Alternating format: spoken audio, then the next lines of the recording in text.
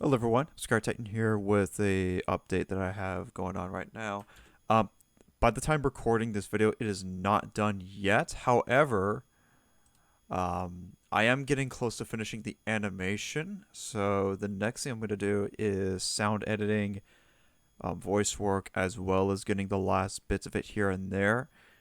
Um, After that, I will get a movie trailer out for Gnorcarchy. It's going to be a pretty short one. And we're just gonna go from here. As you can see, I already got Dr. Shimp and Nasty Nork already up. I'm gonna be switching those guys in different places in the next shot, but as you can see, I'm gonna go ahead and get the Arbiter to show up as well. So I have been working quite a bit to get the characters to um, move around and so on and so forth. Go ahead and switch over to the object mode. I'm going to go further way back to, let me see here, if I just go back to this shot right here, right at the beginning. So I did some animation work on Nasty Nork and the Arbiter, Zelvedam Jr. So some of the camera work that I ended up using for the film were carried over from Nibiru Crisis 2, where you would have camera rotations and some of that. You're going to be seeing that quite often in the film. Granted, it's going to be much shorter, but it is still going to carry some of the stuff that I did in Nibiru Crisis 2. So that they are arguing about what they're going to do. How are they going to be able to rebound after what happened in the events of Gnorcarchy, which, spoiler alert, if you haven't seen the film yet, you should, just to make sure that you're all caught up and everything. The film ended with Spyro and Flan defeating Nasty Nork and Gnorcarchy, destroying the machine that's below Berlin, where they would have all that synthetic energon and energy that they would have to crystallize Earth, um, foiling the plans of doing so. And then Nasty Nork and Dr. Shimp retreated out of Berlin, out of the Soviet Union, and then they relocated to High Caves, where one of their biggest capitals of Gnorcarchy takes place in Dragon Nui. And the dragons are taking back their home after nearly 20 decades of being lost into this Nork communism that Nasty Nork set in place. Thanks to the help of the Covenant, by the way. So I hope this should be enough to explain what's going to be going on from Gnorcarchy to Fall of Gnorcarchy. And this is going to be a sequel, not a prequel, to the first film in the series that was released. Um, Hopefully that clears things up in that. Then you're going to see Dr. Ship over here. Still has his cranky look, even as a doctor and everything. Okay, so I'm going to go ahead and skip over quite a bit to show him right here. There he is, showing his plans to Nasty Nork on how they're going to be able to try to get back into action, even though they're ultimately going to fail. So I know that's kind of a bit of spoiler here and there.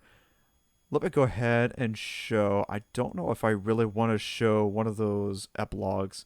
I'm tempted to, but I don't know if I really want to do that because that's one of the biggest surprises it's going to be. So you're just going to have to wait and see.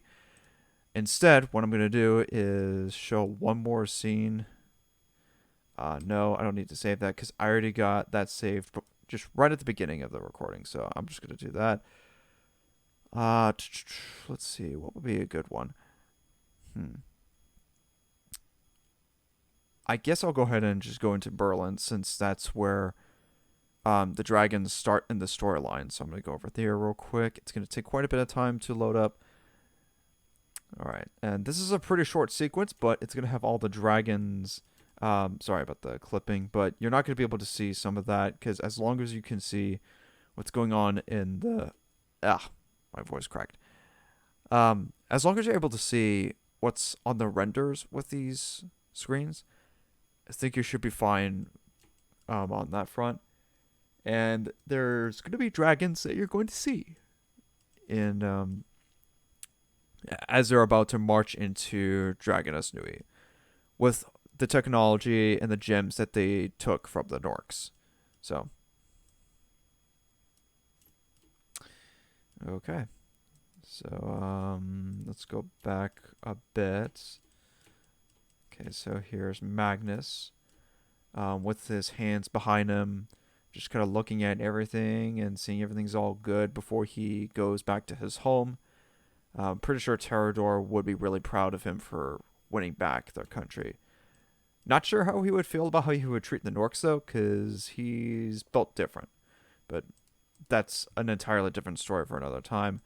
Okay, I'm going to go back to, let's see, the chamber. I don't need to save. So here we are. I'm going to be continuing on with this scene. It's a bit later into episode 2.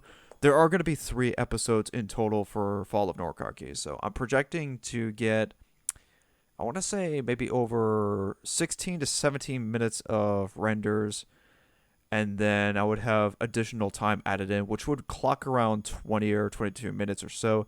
Can't exactly tell what the exact details are. I'm just estimating how long the movie will be. Because there's going to be transition cards. There's going to be about a minute or and a half of credits and everything. So I'm just hoping everything goes as well as I am hoping to. And animation takes longer than pretty much everything else that's going on in this scene, in the movie anyways. So with voice acting, music, I mean even scripting, animation takes longer than almost all the things that I have up here. So 3D animation or 3D modeling does come second because you would have to work on the character details and everything. So I'm going to be continuing on the scene, but I hope you guys enjoyed this little update and look forward to Fall of Gnorcarchy. I'm projecting it to be released sometime in October. Over and out.